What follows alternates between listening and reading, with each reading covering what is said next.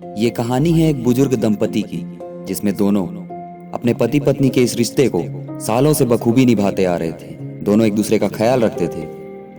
तो एक बार उस आदमी को ऐसा महसूस हुआ कि उसकी पत्नी को सुनने में कुछ दिक्कतें आ रही हैं। शायद वो ठीक से सुन नहीं पा रही है। उसे समझ नहीं आया कि इस बारे में वो अपनी पत्नी से कैसे बात करे। तो वो एक डॉक्टर के पास गया। तो डॉक्टर को उसने जब सारी बातें बताई तो डॉक्टर ने उसे एक सलाह दी। डॉक्टर ने कहा कि खाने के समय अपनी पत्नी से 40 फीट दूर खड़े होकर उससे पूछना कि खाने में क्या है। अगर कोई जवाब नहीं आया तो 30 फीट की दूरी पर जाकर पूछना कि खाने में क्या है। अगर फिर भी जवाब ना आए तो दूरी और कम करना। ऐसा तब तक करना जब तक जवाब ना आ जाए।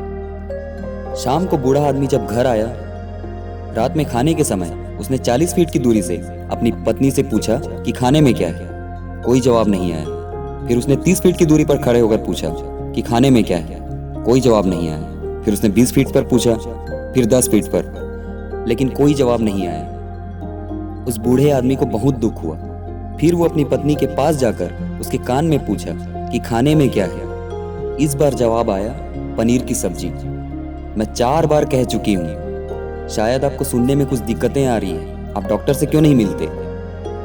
इस कहानी की सीख ये है कि कई बार हम किसी समस्या के लिए दूसरों को जिम्मेदार समझते हैं, जबकि वो समस्या हमारे अंदर ही होती है। कई बार हम जो सलाह दूसरों को देते हैं उस पर ध्यान देना और उस पर अमल करना हमारे लिए ज़्यादा ज़रूरी होता है। इसलिए हमें इस बात पर ध्यान देना चाहिए कि जो सलाह और सुझाव हम दूसरों को देते हैं, कहीं उस सलाह और सुझाव की ज़रूरत हमें ही तो नहीं।